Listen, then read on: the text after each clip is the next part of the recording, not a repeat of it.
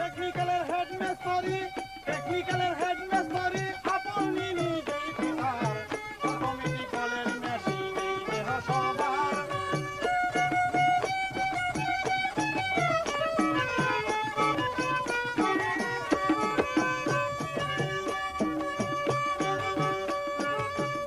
অনরে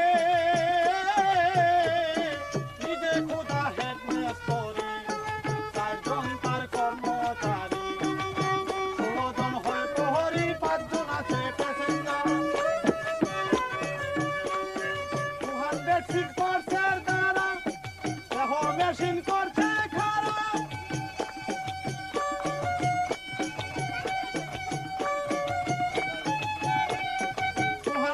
206 দ্বারা দেহ মেশিন করছে খারাপ 72,000 তারের জোড়া 72,000 তারের জোড়া চতুর্পাশে ফিরতেদার অটোমেটিক্যালের মেশিনেই দেহ সবার টেকনিক্যালের হেডমেস্টারি আপনি নিজেই পিতার অটোমেটিক্যালের মেশিনেই দেহ সবার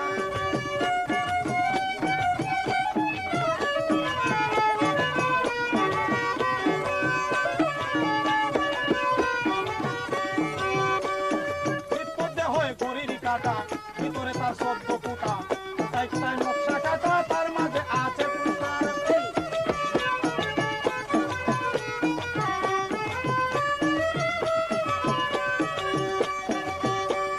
চাবি দিয়া মেইন গেটে পাবে যদি ইনসাইডে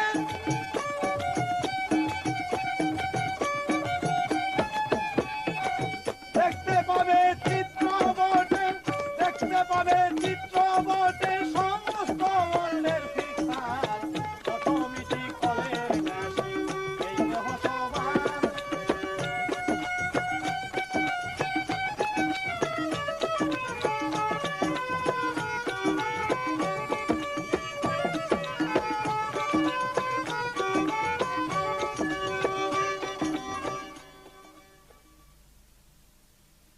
In 1757, Siraj-ud-Dowlah, the ruler of Bengal, was defeated at the Battle of Plassey. In fact, the battle was lost before it had even begun. The commander-in-chief of Siraj-ud-Dowlah's army had already sold out to Robert Clive. The shadow of such treachery and betrayal haunts Bengal to this day.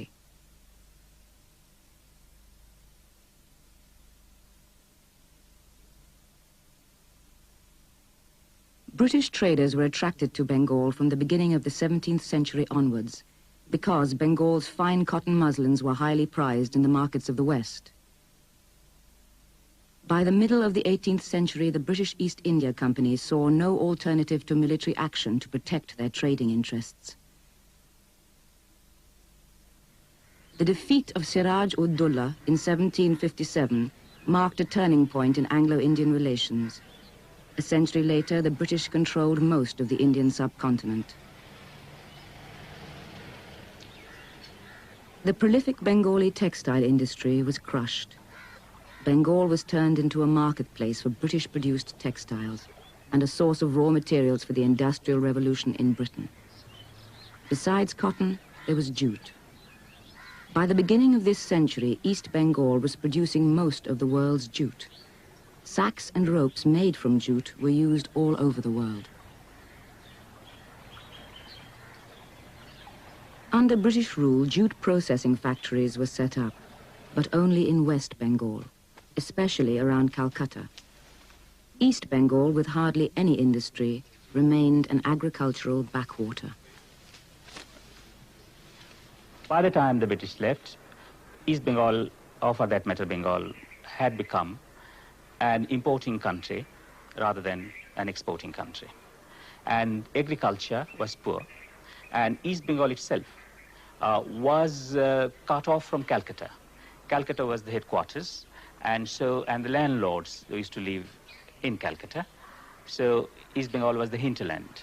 And in this hinterland, the majority of the population were Muslims, whereas West Bengal was predominantly Hindu. Most of the landlords throughout Bengal were Hindus and owned nearly 3/4 of the land in East Bengal. There was hardly a Muslim middle class at all. As the independence movement gathered momentum, there arose a demand for a separate homeland for Muslims. This movement was led mainly by non-Bengali Muslims, but found great support in East Bengal, a crucial factor in the creation of Pakistan, which in 1947 united East Bengal into one country with the Muslim majority areas of western India 1,000 miles away. The overwhelming majority of the Muslims here were Muslim peasantry, and they saw the establishment of Pakistan as economic emancipation for themselves, the establishment of democracy which would enable them as the majority to achieve political and economic justice, freedom from the exploitation of landlordism. When Pakistan was created, most of the Hindu landlords in East Pakistan fled to Calcutta. The land passed into the hands of Bengali Muslims, but real power eluded their grasp. Some economic and industrial development followed, as jute mills were finally built in the world's foremost jute-producing region. But the owners were all non-Bengali. This meant that precious foreign exchange earned through the sale of jute was invested in West Pakistan, where central government was based, rather than in East Pakistan. In fact, East Pakistanis soon came to realize that they were being ruled by a West Pakistani bureaucracy and army. And this manifested itself in a very gross way in denying Bengali the status of a state language. Bengalis were 56% of the population of Pakistan, and yet the central leadership and the central government sought to impose Urdu as the only state language of Pakistan. Mr. Jinnah, উর্দুকে পাকিস্তানের রাষ্ট্রভাষা করে এটাকে চাপিয়ে দেওয়ার যেটা চেষ্টা করেছিলেন, তার মূল উদ্দেশ্য ছিল যে বাঙালি যদি আলাদা জাতিসত্তা নিয়ে একটা আলাদা রাষ্ট্রে রূপান্তরিত হয়, তাহলে এই রিজিয়নে শুধু পাকিস্তানের মধ্যে নয়, বাঙালি সবাইকে ডমিনেট করবে। অতএব যাতে করে এই জাতিসত্তার বিকাশ না ঘটতে পারে, সেই উদ্দেশ্যটা ছিল ভাষার উপর আক্রমণ করে বাঙালিকে চাপিয়ে দেওয়া এবং দমিয়ে দেওয়া। এই উদ্দেশ্যেই মিস্টার জিন্নাহ উর্দুকে রাষ্ট্রভাষা হিসেবে চাপিয়ে দিতে চেয়েছিলেন। And they manipulated the economic system such that the resources got transferred from East Pakistan to West Pakistan through trade, international trade, and also the resources received through aid were mostly invested in West Pakistan.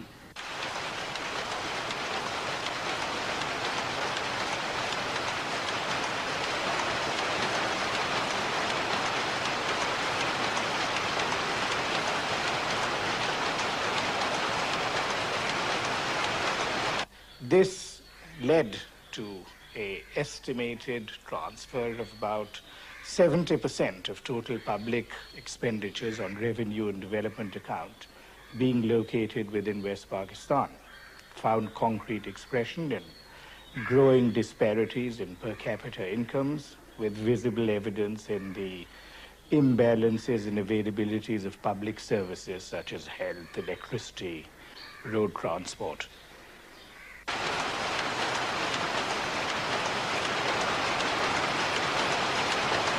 By the end of the 60s, most of the industries were in the hands of West Pakistanis.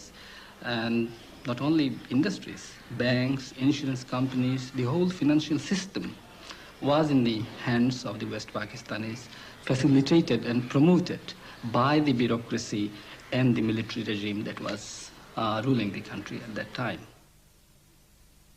So you had military rule, which effectively continued from 58 to 69. And it was really those 10 years that the systematic denial of the rights of the Bengalis fueled Bengali nationalism. Because what was an assault on the language in 52 progressively became a denial of the legitimate rights of the Bengalis to participation in national government. If there was a parliament, they would have had majority of Bengalis would be there. আসলে তখনই পূর্ব পাকিস্তান ছাত্রলীগ যেটা ছিলেন, সে ছাত্রলীগ বুঝতে পারে যে তাদেরকে আর স্বাধীন রাষ্ট্র হিসাবে আত্মপ্রতিষ্ঠা ছাড়া পাকিস্তান রাষ্ট্রের মধ্যে তাদের পক্ষে বাঁচা সম্ভব নয়।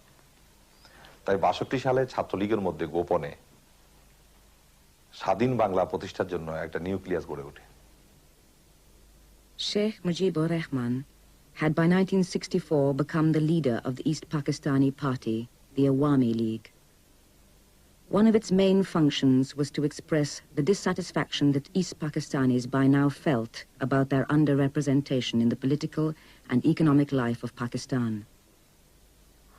And you know, whole of central government administration is in West Pakistan. Capital, central administration, military installations, everything West Pakistan. Though East Pakistan, a 56% population, is still they are not getting any right in the central administration, economic field, and other fields. Naturally, East Pakistan people want that they should get this self-determination and this full regional autonomy. Only foreign defense, foreign affairs, and currency should be in the hands of central government, or the residuary power should go to the regions. Now, when the leaders from Pakistan got together, Sheikh Mujib made the point, and that is the origins of the 6-point demand, that yes, we want democracy, but we also want regional autonomy. We want democracy, but we want it within a federal framework where there will be a substantial measure of regional autonomy. And 6 points was really the detailing out of a new federal scheme. Mujib's political campaigns landed him in prison on numerous occasions. এই 6 দফা মূলত ছিল স্বায়ত্তশাসনের দাবি, autonomy যাকে বলে। ছাত্র যুব সমাজ এবং নিউক্লিয়াসের পক্ষে দাবি ছিল, স্লোগান ছিল যে 6 দফা না হয় 1 দফা, যদি স্বায়ত্তশাসন না হয় তাহলে স্বাধীনতা। Dissatisfaction with the military regime was not confined to East Pakistan. By 1969, as Field Marshal Ayub Khan was celebrating his so-called decade of development, there were massive public protests. The scale of the uprising in both East and Western wings was such that he had little alternative but to stand down. Ayub would not hand over power to the people. He handed over power to the head of the military, Yahya Khan. Yahya Khan, therefore, who was the real source of the strength of that particular power structure, now had to come out into the open. But having had to take power in the face of a strong and roused populace, he had to concede to important popular demands. One of those was for a national election. And for the Bengalis, a very important point that had been injected was 1 man, 1 vote. When Yahya Khan took over in 1969, he inherited a very complex situation. It was a long political legacy in which many mistakes had been made. And from that angle, one can say Yahya Khan was as much a victim of history as he was a maker of it. When he took this particular decision of granting 1 man, 1 vote, this was to accommodate East Pakistan's wishes, particularly Awami Leagues. In 1970, November 12th, there was a terrible cyclone accompanied by tidal waves in which we lost about more than 1 million people. And we found that there was no response from Pakistan. I mean, Western Wing, no assistance came from them. And we were very bitter and dejected about the whole thing. And I became more furious as an individual. And my troops in EPR at that time, they were also very furious. We realized that the Pakistanis really hate us from the core of their heart. And that realization took a definite shape now. We said we can't live with them any longer. So this election was conceded. 1 man, 1 vote for all of Pakistan was conceded, but it was to have particular significance for Bengalis because their majority, which had been negated, nullified, contained, would now first have an opportunity to assert itself for the first time in 24 years. The whole election then became a referendum on 6 points, and we took it to the people in those terms, that this is a referendum on the future of shape of Pakistan. So far we have been ruled from Islamabad, from Karachi. Now we want the substance of power to be in Dhaka.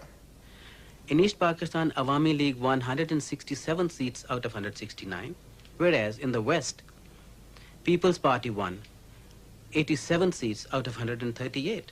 No other party was in even double figures. Now, as a result, this election brought two important candidates in the field, Mujib in the East and Bhutto in the West.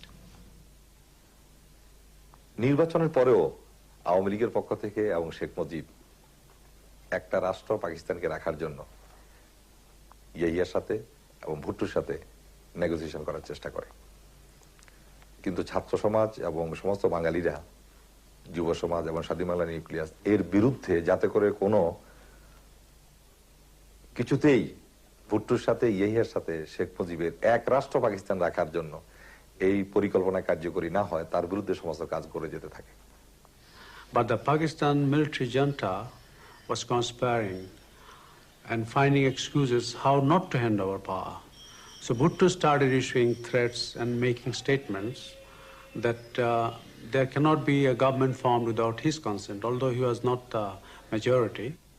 If a constitution on the basis of his 6 points would have been made, it would have been almost impossible to function as one single unit, as each federating unit had the power to raise its own army, had the power to conduct foreign economic relations of its own, and the center was also not given the power to levy taxes. Now, with such a loose arrangement, it's almost impossible for any country to function, and I do not think any country in the world does function under these arrangements. Mr. Bhutto, making a statement soon after the election that majority is not everything, should not be forgotten that the bastions of power lie in the western wing. This created a very negative reaction, and there was a strong reply from here saying that we believe in democracy, and in democracy people's power is the only significant power when expressed through elections. Yahiya's intention had been that after the elections there should be a period between the elections and the meeting of the National Assembly, and that period should be utilized by the political leaders to arrive at a consensus on the broad outline of the Constitution so that it could be framed within the stipulated period of 120 days. With that object in mind, he urged political leaders to have a dialogue amongst themselves. And in that process, Bhutto also went to Dhaka, had a 3-day meeting with Mujib, but that was a people said that we have agreed on 5.5 points and only half a point is still left. So an ultimatum was issued. You must call the assembly or else. An assembly session was called for the 3rd of March. We got ready with our preparations for the assembly. We were going to table a constitution based on 6 points. Suddenly there was an announcement from Radio Pakistan that the National Assembly session, which was to be held on 3rd, had been postponed. Now this infuriated the whole country. If People's Party, which had 87 members from West Pakistan, had not gone to the National Assembly, other parties too from the West would have followed suit, at least some. That would have almost turned National Assembly into an East Pakistan Assembly. And that was a situation, the Constitution could have been made, but it would have been without a quorum. It would not have had the legal sanctity which a Constitution needs to have behind it. And on that basis, Yahya thought it wise to postpone the National Assembly session. But where he did make a serious error in judgment was that he did not give a fresh date at the time he announced the National Assembly session. Within minutes of the announcement, people had started to pour out into the streets. In the stadium, there was a cricket match going on with, I think, MCC. The entire test match spectators poured out of the stadium onto the streets, saying this is unacceptable, and this was seen, as I said, an attempt to negate the electoral verdict. Immediately they announced mass meeting in university campus. Thousands of general public participated, and the flag was hoisted by Mr. A.S.M. Abdul Rab. By evening in 2nd March, virtually the whole Bangladesh people were flying Bangladeshi flag in every houses. Then the student leaders met with the Sheikh Mujibur Rahman. There was a strong pressure from the leaders not to succumb to the Pakistani pressure and declare independence officially.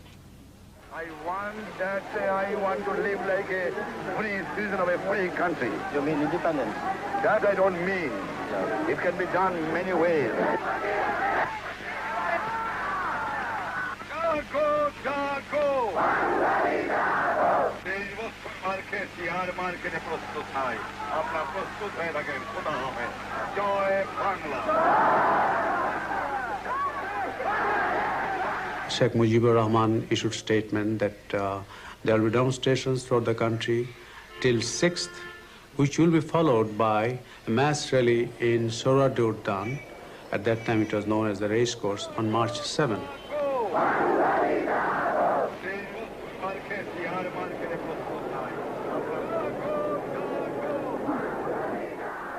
সাতই March প্রথম কিন্তু পতাকাটা আমি শেখ মুজিবকে পল্টন ময়দানে দিয়েছিলাম।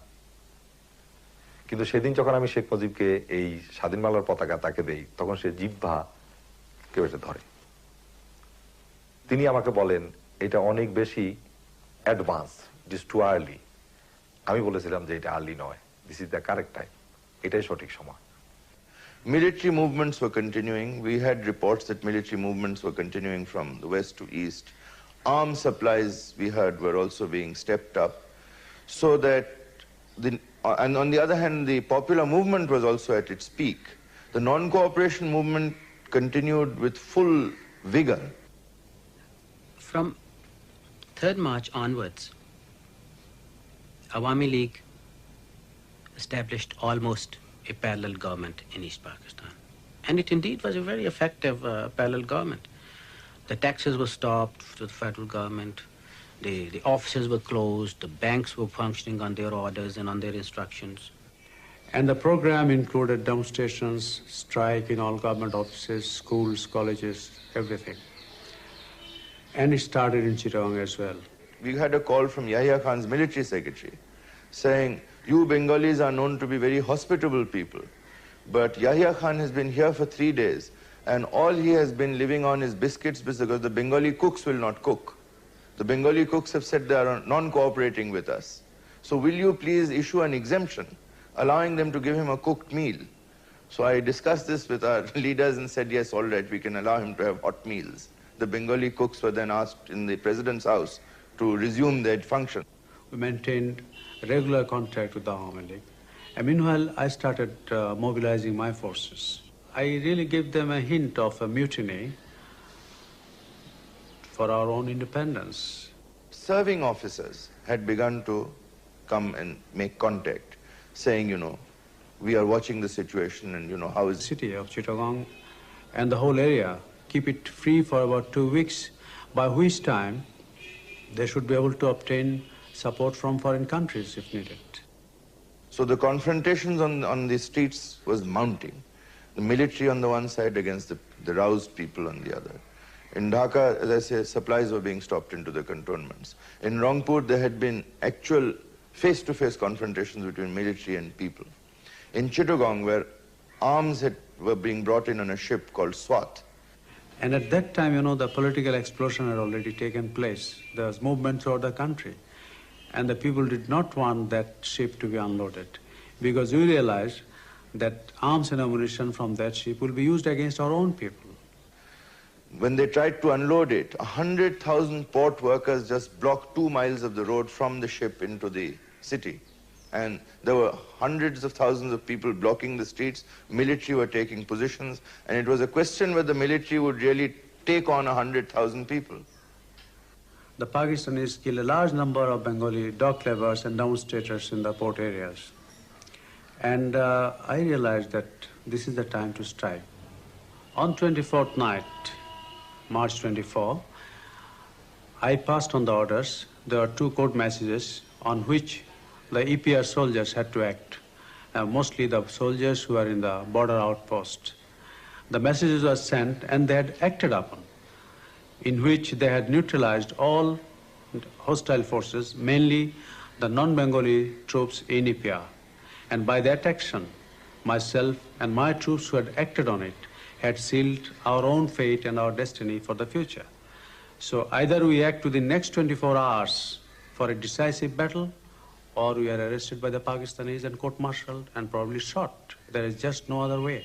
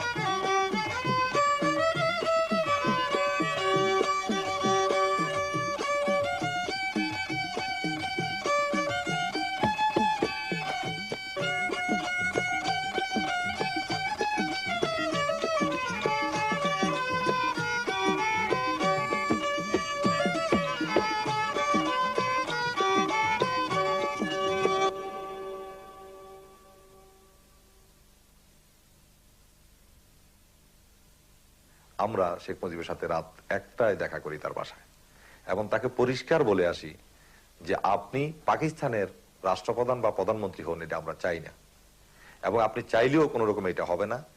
আপনার মৃত লাশের উপরেই আপনার আওয়ামী লীগের লোকেরা বিশ্বাসঘাতকতা করে পাকিস্তানিদের সাথে আঘাত করবে। অতএব আপনাকে স্বাধীন বাংলার রাষ্ট্রপ্রধান বা প্রধানমন্ত্রী হতে হবে। আপনি ইয়াহিয়ার সাথে যাই পূর্বে আলাপ করে থাকুন, তার সাথে দেখা করে বলুন যে যুব সমাজ, ছাত্র সমাজ, বাঙালিরা এটা মানবে না, অতএব আমার পক্ষে এটা করা সম্ভব নয়। তাই 24শে মার্চ অনির্ধারিতভাবে মুজিব ইয়াহিয়ার সাথে দেখা করে, এবং তিনি যখন গণভবনে যান দেখা করতে, তখন আমি তার গাড়িতে স্বাধীন বাংলার পতাকাটা জোর করে লাগিয়ে দেই, যদিও ওনার ইচ্ছার বিরুদ্ধে। এবং সেদিন তিনি সর্বশেষ বলে আসেন যে পশ্চিম পাকিস্তান থেকে বাঙালি যে সেনাবাহিনী আছে তাদের বাংলাদেশে পাঠিয়ে দিতে হবে, 2টা কারেন্সি করতে হবে, আলাদা স্টেট ব্যাংক করতে হবে, এমন কিছু দাবি উনি উত্থাপন করেন যেগুলি করলে আসলে পাকিস্তান এক পাকিস্তান থাকে না।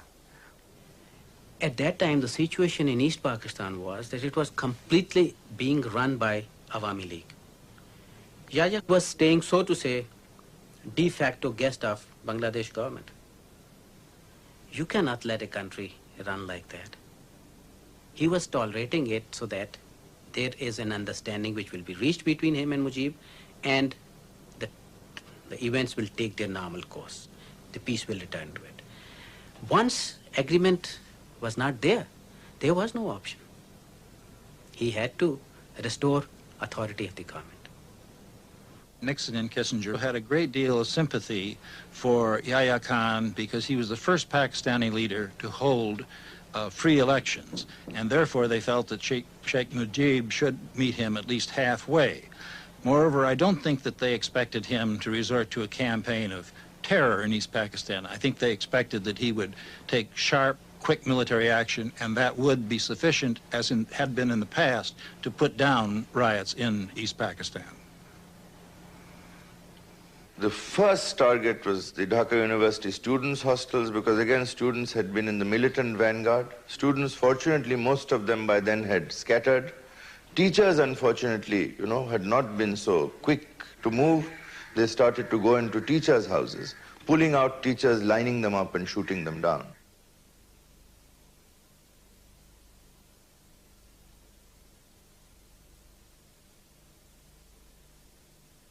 I in no way want to justify the military action, the way it was undertaken. But I just want to highlight the psychological atmosphere, the psychological environment in which that action was planned. You know, there was a very strong contingent of East Pakistan Rifles, police, and armed students. And they were in fairly substantial numbers and well armed. Compared to that, army units, they were not as big as they are made out to be. And they were operating from one basic assumption that in case they fail, they will all be killed to a man. And then the tanks sought vengeance on the people because all these densely populated localities where poor people live, they use fire throwers. They just put them to the torch. You know, we saw the whole sky was red, aflame, and you could hear this heavy shelling and mortar, and you know, the whole city seemed to be as if, you know, there was a declaration of war. As a result of this systematic campaign of terror, millions of East Pakistanis took refuge in India. Sheikh Mujib was arrested and flown to jail in West Pakistan. Those Awami Leaguers who had managed to escape the initial onslaught fled across the border into India. In April 1971, under the leadership of Prime Minister Tajuddin, they established a government in exile with Indian help. The Soviet Union gave limited support to the Bangladeshi cause. The US stood by their old ally, Pakistan. The United States did not feel that it could do much to stop Yahya Khan from trying to suppress the uprising in East Pakistan, because its aid program was small and Yahya was trying to prevent the dissolution of his country, something no leader willingly presides over. Once the army went into action, Yahya and his associates were really trapped. They had committed themselves to this course of action, and only superior military force would be likely to have prevented them from continuing it.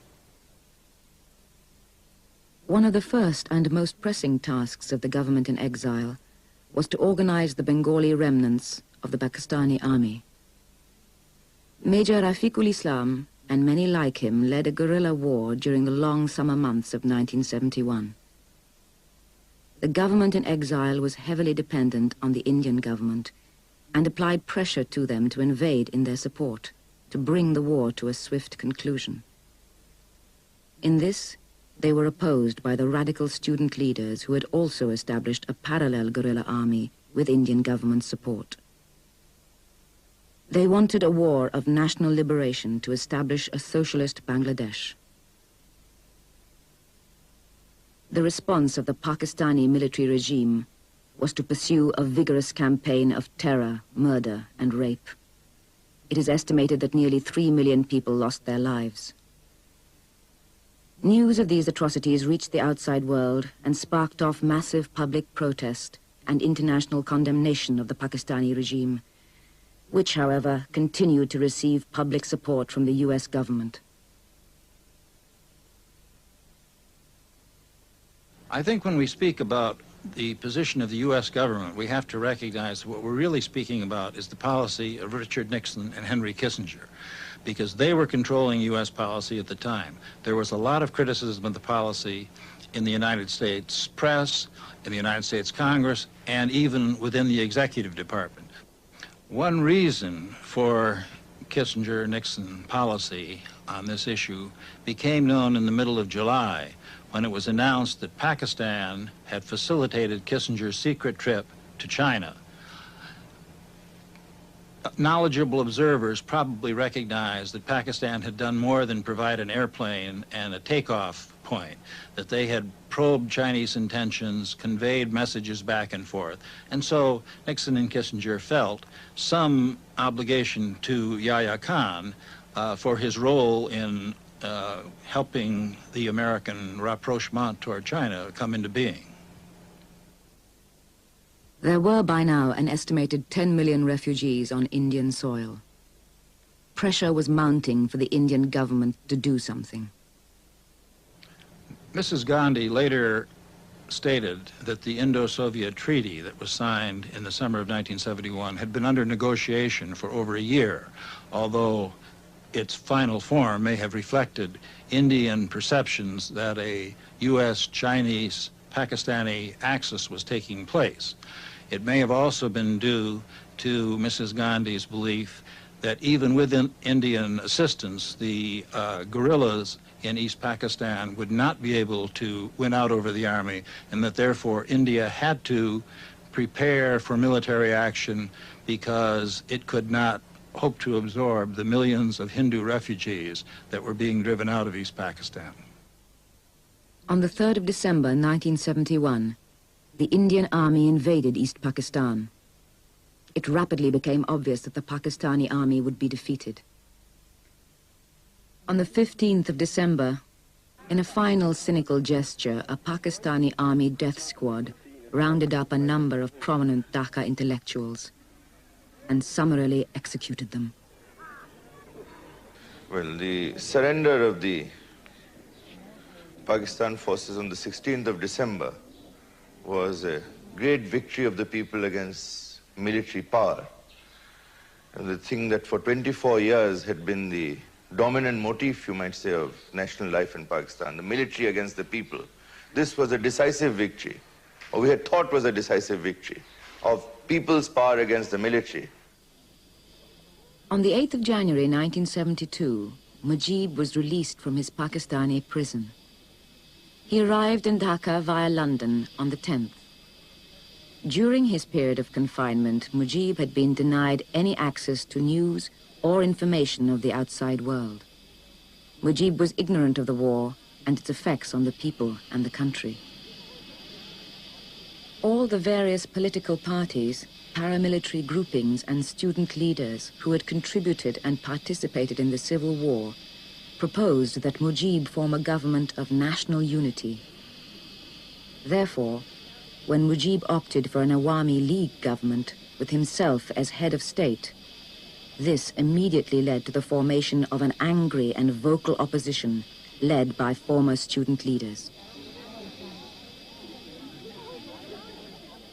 Mujibur Rahman, who was a friend of mine, a great friend. Of course, he had little education, and none of us had the experience of conducting the affairs of an independent state. You must remember this point. None of us had the experience of conducting the affairs of an independent state, because for the first time we became independent with all these problems. The Bangladesh that Sheikh Mujib inherited faced immense problems. 9 months of war had brought not only death and destruction, but also the displacement of a very large section of the population. The biggest problem was rural poverty. 9 months of war had produced near anarchy in the countryside. Landlords organized private armies to consolidate and protect their property. Millions of displaced and landless people were looking for somewhere, anywhere, to grow enough food to survive. আমরা যখন সেখানে ছিলাম তখন তারা যাই গেলে এই শহরে নতুন শহর দেখছে শহরে গেলে তোমরা জমিন পাইবে এই হিসাবে মা বোন বৌজি ছেলেবেলে নিয়ে আইলাম আবার পরে ধরেন অনেক কষ্ট ক্লাস করছি করবার পরে হচ্ছে ধরেন কিছু জমিনে শ্বাস করতেছি ধান হইতেছে ধান হইবার পরিপক্ষে তারা হিসেবে নিয়ে খা যখন ধানের সিজন আসে তারা হিসেবে খা আমরা অর্ধেক ভাগ করে দেবো আমরা এই সময় ঘোষণা করে নতুন শহরে যাই ধান শ্বাস করবা তোমরা ধান হইবে এখন আমরা কি করি না দিতে হবে না দিলে তো আসারও থাকতে দিব না Physical force was not the only means used to steal from the poor. আগে গ্রামে বড় বড় লোকের কাছ থেকে টাকা আনতাম লোন সুদ হিসাবে সুদ দেওয়া স্যার সুদ ওই শোধ কাটতাছি না বছরে আসল দাম কি দিয়ে আসল রয়ে গেছে পরের বছরও সুদ ওই নিছে এইভাবে মানুষ অনেক কিছু ইয়াত হয়ে গেছে লুজার হয়ে গেছে বড়দের সুদ দিয়ে With the War of Liberation, came back with full of enthusiasm this country after finishing my degree and participating in the War of Liberation preparations and publicity in the United States. So we thought we'll build the whole country anew. It's a great country that we were to build ourselves. So joined Chittagong University, and the years passed by. We saw how the situation slipped through the control of the administration. So just walked out of the campus and started talking to people, particularly poor people. And there I came across a woman who worked for the whole day making bamboo stool. And for that work, she earned only 50 paisa, 1/2 of a taka. I couldn't believe that one can work for the whole day and earn such a small money. The reason she was making 50 paisa was she didn't have enough money to buy the bamboo and the cane she needed to make the bamboo stool. So the trader advanced her this little money, and the trader paid the price what he wanted. So I wanted to find out how many other people did that. So I came up with a list of 42 such people in the whole village. And the total amount they needed, all 42 of them, was hardly $30. So I was ashamed of myself being part of a society which could not provide $30 to 42 able-bodied, skillful people. After liberation, my father wanted to fulfill his dream. And that was the main thing for the economic emancipation of the poor people of Bangladesh. And we had our 4 principles, that is nationalism, democracy, socialism, and secularism.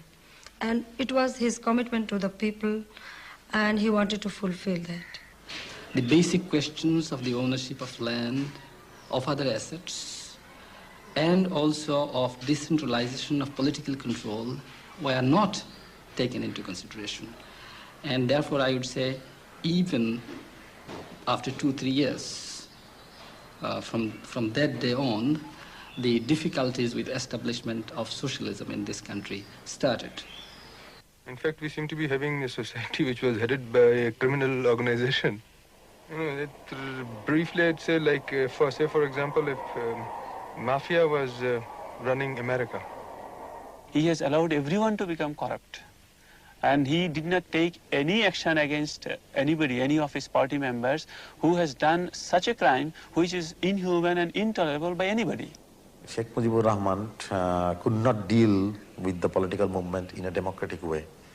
He felt jittery about the whole situation. He was virtually controlling the public, but he could not face the criticism, accept the opposition. তখন তিনি তার বিরুদ্ধে রক্ষী বাহিনী গড়ে তুললেন। তারা তো রেগুলার ফোর্সের বিরুদ্ধে আরেকটা রেগুলার ফোর্স, প্যারালাল আর্মি, যাতে করে এই আর্মিকে তিনি মার্সিনারি আর্মি হিসাবে ব্যবহার করে আর রক্ষী বাহিনীকে দিয়ে উনি উনার রাষ্ট্র ক্ষমতা টিকিয়ে রাখা দলের শাসন কায়েম করার চেষ্টা করলেন। He decided to crush the movement by state apparatus and physical force. So Rakhi Bahini was launched.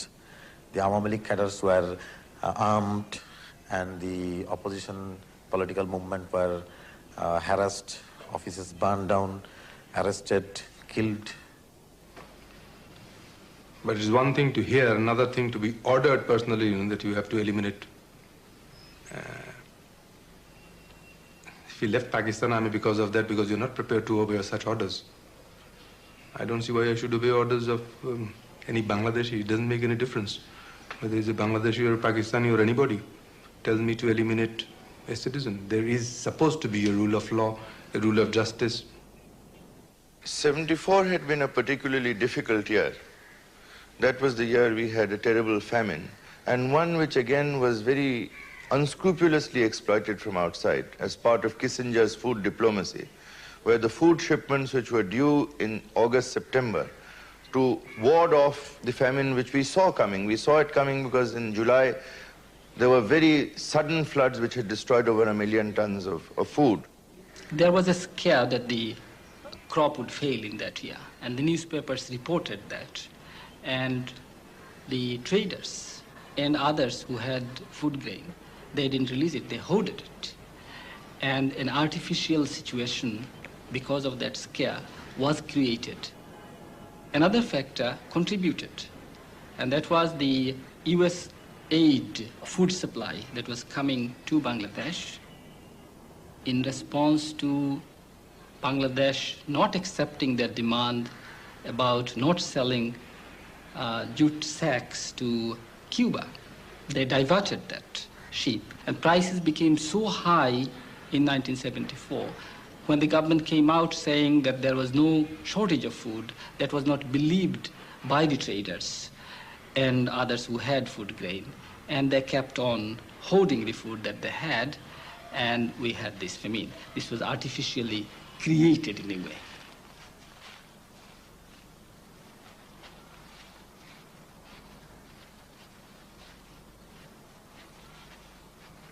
দুর্ভিক্ষে আপনারা দেখবেন লক্ষ লক্ষ লোক মারা যায় বাংলাদেশে না খেয়ে। সমগ্র বিশ্ব থেকে বাংলাদেশকে বটমলেস বাস্কেট হিসাবে আখ্যায়িত করা হয়। And the army, conventional army, which are headed by the freedom fighting military officers, but they were trained and groomed in the Pakistani army. So this conventional army, who in the Ayub regime dominated Pakistan politics, so they felt an urge to dominate the Bangladesh politics also. And from then on, the army also conspired to overthrow Sheikh Mujibur Rahman and take the power of state power. Mujib ক্ষমতায় টিকে থাকার জন্য হাজার হাজার রাজনৈতিক কর্মীকে হত্যা করে। জাসদের 10,000 কর্মীকে জেলে রাখে, মোশাররফ হোসেনকে হত্যা করে, সিরাজ শিকদারকে হত্যা করে। এই ধরনের রাজনৈতিক হত্যার মধ্য দিয়ে ফ্যাসিবাদী কায়দায় খবর কাগজ বন্ধ করে দিয়ে, কণ্ঠরোধ করে দিয়ে মৌলিক অধিকার, ফ্রিডম, মানুষের সিভিল রাইট এবং মানুষের ফান্ডামেন্টাল রাইটস এগুলি কাঠিল করে দিয়ে মুজিব ক্ষমতা থাকার চেষ্টা করে। So in 1974, the situation was very volatile. There was massive strikes, the economy crumbled, the bureaucracy failed. So Sheikh Mujibur Rahman, to save the situation, went officially for emergency. Mujib Saab went for Bakshal, which means one leader, one party, one country. Total disregard and betrayal of people's confidence, hope and expectation, and total negation of the constitution which we ourselves framed. That is Baksan. Stopping newspapers, all newspapers excepting 3-4 under the government control. According to my reading, though cruel it will sound, Mujib's political death was on that day on which he formed this one-party Bakshal. By 1975, Mujib had become increasingly unpopular in Bangladesh itself, and it seemed to be less a question as to whether or not he would be overthrown than who would overthrow him. Since most of the reports indicated that a group most likely to come out on top was basically a conservative right-wing group rather than a Marxist pro-Soviet group, the United States had relatively little concern about the developments there at the time. The first obvious choice was General Zia, because at least he was not tarnished. So after a lot of arrangements, I managed to see him on 20th of March 1975 in the evening. General Zia said, I am a senior officer, I cannot be involved in such things. If you, junior officers, want to do it, go ahead. My father was so popular, and people had their faith on my father. So for 3.5 years, they tried to work against him, they tried to take the people against him, they couldn't succeed. And at last, they conspired with some of the party member. So those people, especially Khandokar Mustaq and his group, they betrayed my father. I thought for almost more than a year, trying to figure out alternate ways of how to do it without killing at all. To the last, I couldn't figure out any way, because the problem was there were so few people, and so the people were so frightened, and the chances of any failure was so horrifying that I had no alternative left except to go for the ultimate level. I remember when these people came to shoot him, he was coming down the stairs, and he said, if you think the people of this country will be happy by killing me, go ahead. And the first person, in fact, couldn't shoot. I mean, you know, he literally did what Sheikh Mujib had expected, his hands trembled. So there was a contingency group outside who just ran in and shot him down.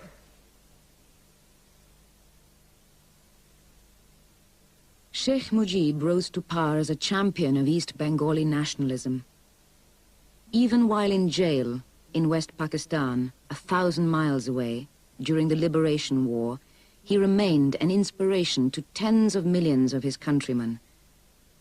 When he returned in 1972 from jail in Pakistan, he had the whole population behind him.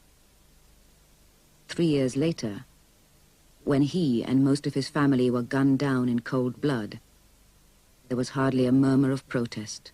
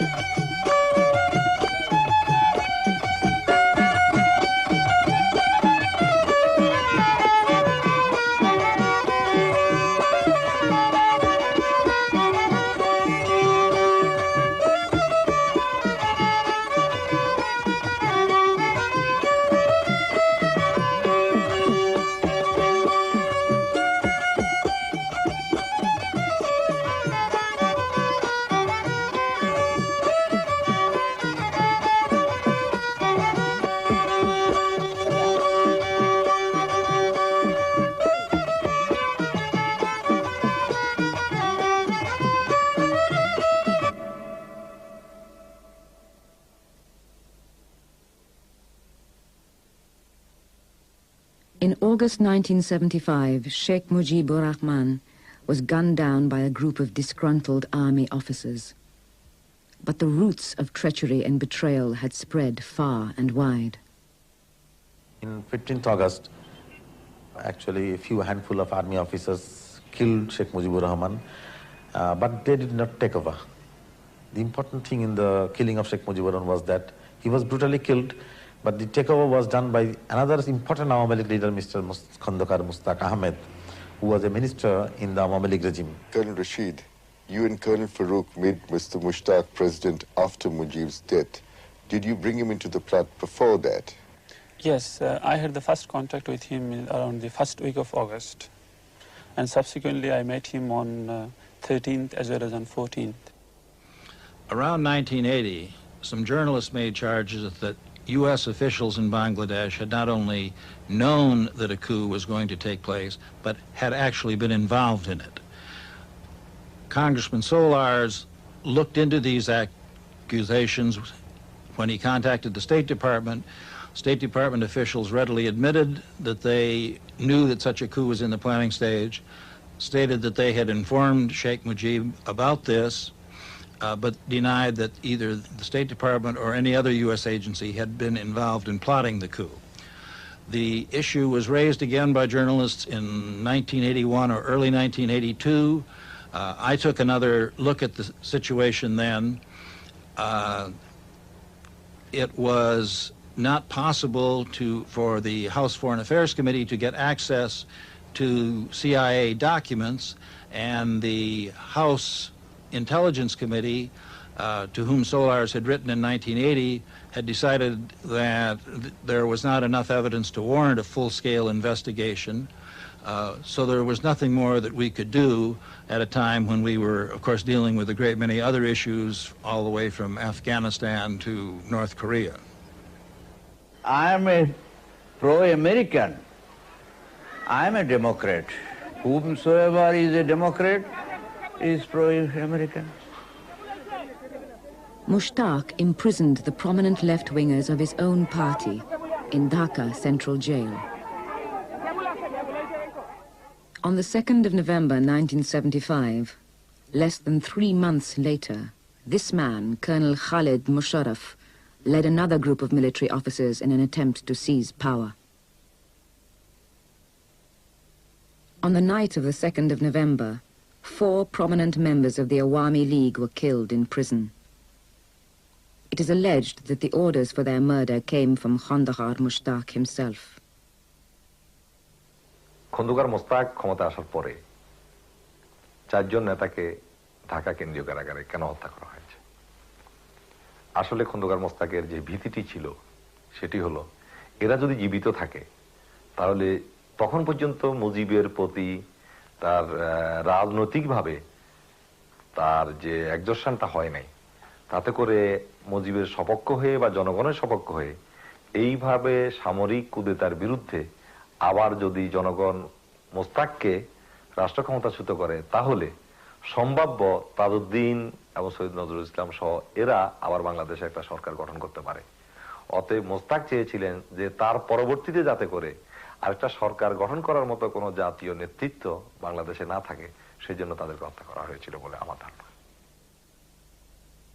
Khandahar Mushtaq Ahmed stepped out of the firing line and Colonel Khalid Musharraf appeared to be in control until on the 7th of November he himself was gunned down by his own troops in what appeared to be a left-wing uprising from within the ranks of the army. Out of the chaos that followed, the same General Zia-ur-Rahman, who had stood aside while his junior officers murdered Mujib, exerted his power as the army commander-in-chief and became the effective ruler of Bangladesh. During the next 5 years, he faced more than 20 mutinies and uprisings from the ranks of his dissatisfied armed forces, which were put down with by now familiar brutality. Amnesty International and other reports claim nearly 1,000 of his own troops and officers were executed. On the 30th of May 1981, General Zia was himself gunned down by fellow officers. The events surrounding the killing of General Zia-ur-Rahman remain confused. Many of the most senior officers involved were themselves killed shortly after they had surrendered to the authorities. What is clear is that after 9 months of the caretaker government of Justice Abdur Sattar, the Army Chief of Staff, General Ershad, seized power in Bangladesh's first bloodless coup. Everybody heaved a sigh of relief that some protector has come to save the nation. And what I did, how I captured power, it is the military tactics. U.S. administrations were basically impressed with the job that President Zia-ur-Rahman was doing to get the Bangladesh economy moving and provided considerable amounts of economic assistance to his government. They also urged him to try to move toward allowing some popular participation in government. They have, I believe, been somewhat less impressed with the government of President Ershad, but at the same time have supported it while continuing to urge him to allow some popular participation. General Ershad has been ruling Bangladesh since 1981, initially by declaring martial law, and then through thinly disguised military regimes. In response to Western pressure, he has held a number of general elections. These have been boycotted by the opposition parties and dismissed as fraudulent by neutral observers. Colonel Farouk, self-confessed killer of Mujib, after a short period of exile, returned to stand as one of the election candidates. After 15 years of Bangladesh, now we find that there is virtually no civil right, no political right. There is no trademark right. There is no right of strike. There is no right of mobilization. Even the freedom of speech and freedom of press is very, very curtailed. This is one aspect. On the other side, on the economic side, we are gradually becoming poorer and poorer. Of course, few people are becoming richer and richer, but they are very few in number. The majority of the people are getting poorer, the living standard deteriorating day by day. So this is a very frustrating situation so far the economy is concerned. The British exploited rural East Bengal. The West Pakistanis exploited rural East Pakistan. Successive Bangladeshi governments have also failed to tackle the problems of rural Bangladesh.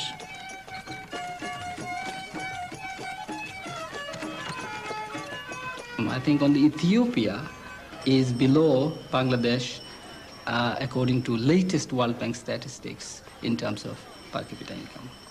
The per capita income is only US $130.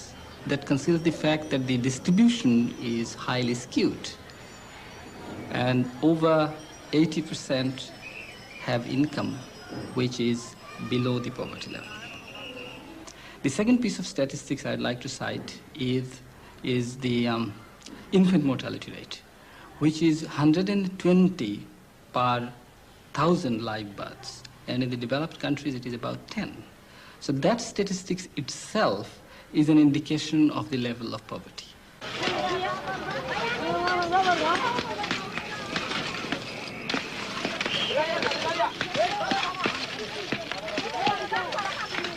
So the latest nutrition survey shows that over 80% of the people have inadequate nutrition, and about 50% very severely malnourished. So you see the green, all right, it is green. You see probably rice crop, but that conceals the fact that there is control of land. About 10% of the rural households control over 50% of the land. About 30% of the people are totally landless. Another 32% is marginal farmers. And another 10-12% maybe somehow pull through. If you add that all up, you will see from landless to marginal to small farmer, over 80% of the population. The various military governments have attempted to solve the problem of landlessness by settling landless Bengali people in the Chittagong hill tracts, the sparsely populated homeland of various non-Muslim tribes like the Chakmas. 30 তারিখ এবং April মের 1 তারিখ সিধু আমাদেরকে বহু গ্রামকে গ্রাম কিনারে জালে দেওয়ে এবং কয়েকশত মানুষরে ব্রাশ গড়ি ধরে মারে ফেলা হয়ে এবং বুদ্ধ মন্দির এবং আমার ভিক্ষু তারার উপর অমানসিকভাবে মানে নির্যাতন করা হয়ে এবং এগ্য ভিক্ষু জাগাত কিনারে তারা গুলি উড়ি মারে ফেলে জন্যই আমার সমস্ত বুদ্ধ মন্দির যা আগে সমস্ত কিছুই তারা জালে ঘুরে কিনারে সাই করে দিত। তো যেহেতু তারা সান্দে ধর্মগান তারা নকশান তারা মানে আমার এই যে এখানে পরিস্থান ও আমার এই সমস্ত অর্গানাইজেশন কিছু হোক তারা ইয়ার নকশান তারা সান্দে আমার জাতরে এই পৃথিবীর বুকত নিশ্চিন্ত করে দিনা অর্থাৎ বাংলাদেশের তো নিশ্চিন্ত করে দিনা। তো তারা ছলে বলে কৌশলে তারা আমার উপর এই সমস্ত যে আক্রমণ তারা গঠন এবং সেনৈতে মই যেখানে ইন্ডিয়া বর্ডারের মধ্যে মই রিফিউজি হিসেবে শেল্টার হলাম। According to the International Working Group of Indigenous Affairs, perhaps 200,000 tribal people, a third of the indigenous people of the Chittagong Hill Tracts, have been killed by the military of Bangladesh or by settlers. 250,000 settlers, landless Bengalis, from the plains have taken over much of the agricultural land in the hill tracts, particularly in the north. Thousands of our peoples have been driven from their house and lands. The solutions of the problem of the Bengali landless is not to take the lands of tribal people by force and to kill us. Already 50,000 tribal people are refugees in India. In the hill tracts area, there are few tribals living who have distinct national characteristics, different language from Bengali, different cultural attitude, other tastes, all these things. So they have a distinct national identity. So what they are wanting is that they should have certain amount of autonomy within the framework of Bangladesh, which is a 100% justified demand. But our government, since Mujib's period and later on all the subsequent government, wanted to reply their demand by military operation. Now there is a serious kind of military operation is going on in the whole of Hilchakt area. There are so many cantonments in the whole of Hilchakt area. And unfortunately, what Pakistan Army did to us in 1971, we are probably doing almost the same thing to them in the Hilchakt area now in 87. Recently, as a result of international pressure, the government of Bangladesh has announced a halt to its settlement program in the Chittagong Hill Tracts. There are, however, still 25,000 tribal refugees in India who are afraid to return.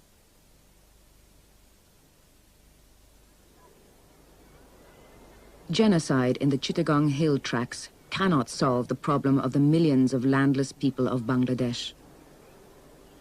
The rapid siltation of the rivers sometimes offers fertile delta land for cultivation. Desperate landless people will often risk their lives from cyclones and floods by settling on these unstable islands that emerge out of the sea. This whole area was under the sea about 20 years ago. It accreted very fast. The land came up very quickly after that. About 15 years ago it was all mud. And when the project first got involved here, it was mostly mud with a little bit of rough grazing, a very small amount of cultivated land. Normally, under these conditions, land is grabbed by large operators who invest in fabrication of documents, in employing private armies who come onto this land and occupy it on behalf of the landlords. লাঠি ছোটা sell সুবলি রাখসা এভাবে লাইটেল বিভিন্ন দেশ থেকে লাইটেল নিয়ে আমাদের ওইখানে আঙুরে সরে থাকতে দেয় না সর থেকে তাকাই দেয় গদ দুয়ার কাটি বহুত ঘর আঙু হুইয়ে লিছি একে কাতারে 17-18 ঘর আঙু হুইয়ে লিছি তারপর ছেলে একটা মারিয়ে লিছি একটা ছেলে মারিয়ে লিছে গরিবের নিয়ে গেছে কত নারী নির্যাতন হয়েছি তাহলে আমরা কোনো শক্তি আর না গরিব আর কেস একখান করলে হুরুস দিয়ে ধমকি দিলে আমরা হলাই যাই উঠি দায় ওইখানে বদলা দিই এখান থেকে হরিবারও বিভিন্ন হরিবারও লিয়ে গেছে নিচের কোলের ছেলে লাঠি দিয়ে বাড়ি দিই কোলে মেরে ফেলেছি হারাবার পরে দিই আমরা এটারও কোনো বিচার হয়নি কিন্তু এইগুলো করবার পরে এই আমরা নিজেরা করিতে জয়েন হই ধরেন তারা অন্য বিভিন্ন অফিসার আনি আঙুরে ধরেন হিসে দিই বাজনে নিজেরা করি কর্মীরা হিসে বাজনে আমরা আজ পর্যন্ত ধরেন একতাবদ্ধ ব্যাগ হয়েছি সংগঠন করছি করে আমরা এই এন্টার সর 800 পরিবার আমরা সংগঠন হয়েছি। In the face of government neglect, numerous voluntary bodies called non-government organizations have sprung up in Bangladesh since the War of Liberation. In 1987, they numbered many hundreds, each with its own particular solution to the fundamental problems of rural poverty, access to money and access to land. Even the Noakhali Land Reclamation Project, which had received some official and foreign backing, was given title to the land it reclaimed only in 1986. Many years after the project had started. Land grabbers, too, have influence in politics. Now, the elements which have contributed to this scheme have been the Bangladesh Water Development Board, which constructed the polder, designed and built it, with assistance from the Dutch government, technical assistance. It was financed by the Dutch government. A very important element was organisation of the landless people, which was done by a local non-government organisation called Nijirakuri. We have in this project about 30 societies, a total of about 900 families, each family having 2-acre cultivable land and some area for homestay, drainage, general facilities, community center, etc.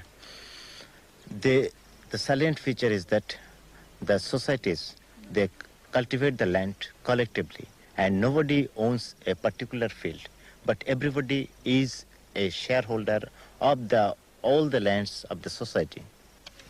আমরা বিধবা মহিলারা 10 জন ওই 10 বোন একত্র হই আমরা সম্পত্তি করছি সম্পত্তি করি আমরা অভাবে তারপরে দি কারো স্বামী দাইছে কারো স্বামী মরে গেছে যাইয়ার হরে আমরা অনগা আঙ্গুর হাঁসা কল জমিন দিছে আর আমরা শ্বাস করছি ও ধান হানো আমরা ব্যাগ লইছি নিজেরা শুকাইছি নিজেরা ব্যাগিন লাইন করছি মরিচ কদ্দুর করছি কাইল ধান কদ্দুর করছি হরে কদ্দুর করছি তারা আইনটাতে আল্লাহ যদি দেয় আরে বেশা পড়ানোর আশা আছে।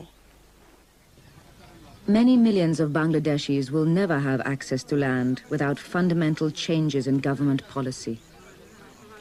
In an effort to provide the rural poor access to credit at a reasonable rate of interest, Dr. Yunus found his own unique solution. Commercial banks refused to lend money to those without assets. In 1983, we became a bank called Grameen Bank. 75% of this bank is owned by the borrowers, the poor landless borrowers of this bank. And at this moment, we have nearly 300 branches. And we give loans only to landless people, men and women. Today, we give loans to 230,000 men and women, landless men and women. Very, very poor person. সংসারে আমার আগে কোনো আয় উন্নতি ছিল না, bank ঢোকার পরে আমার এই আয় উন্নতি হয়েছে। এখন ভাত টাত খাইতে পারি, দুই ছেলে কৃষি কাজ করে, স্বামী অসুস্থ, আগে তে গৃহস্থী কাজ করতে পারে না, এখন কোনো কাগজপত্র লেখা দিলে হ্যাঁ বইয়া লিখতে টেকতে পারে, এই নিয়ে সংসার চালাইছি। আমি বাড়াটারা বানি। Smallest amount that we lent out so far is about $1, 30 taka. And the maximum amount that we give to one individual is 5,000 taka. And the average amount of loan that goes out is about $60. The poor people are the ones who pay you back. But still, they are the people who never receive any loan from a commercial bank. This is not only true for Bangladesh, this is anywhere in the whole world.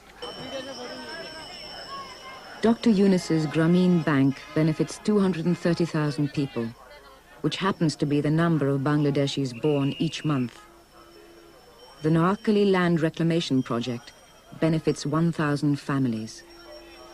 Many other such non-governmental organizations each devised their own way to help the poor. But the population of Bangladesh is about 100 million and growing at a staggering rate. It is estimated that it will reach 200 million in the early years of the next century. This in a country the size of England and Wales.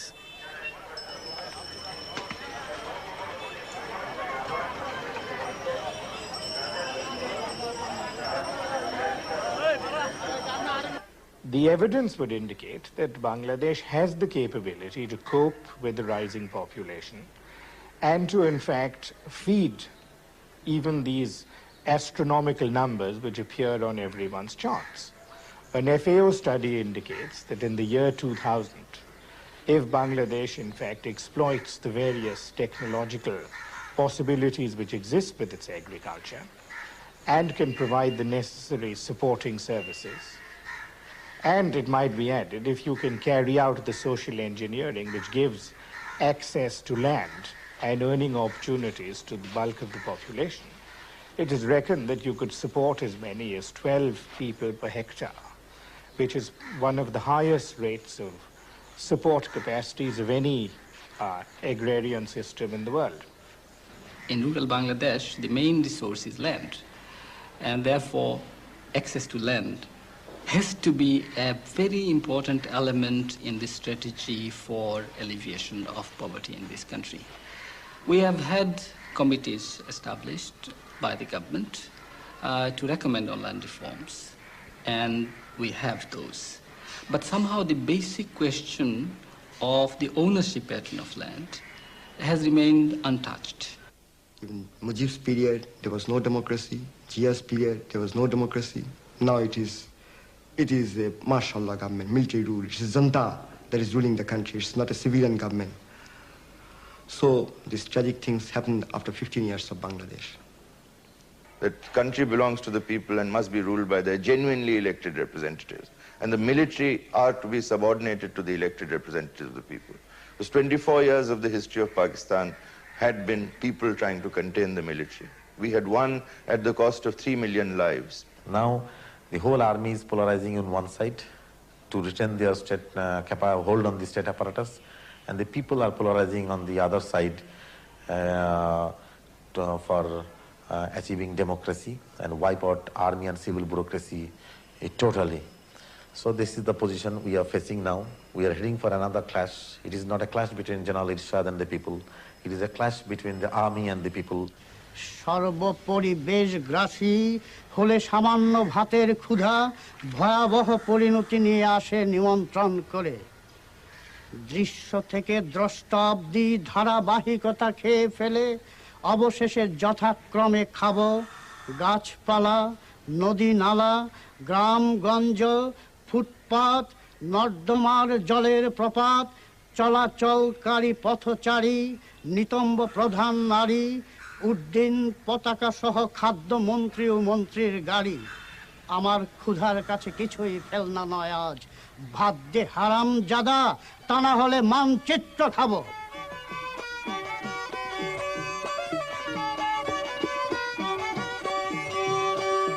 লাইনে লাইনে গাড়ি চলে, দিনে তিনার কয়লা দিলে, শুধু করে আগুন ভিতরে, তার মাঝে আছে বয়লার।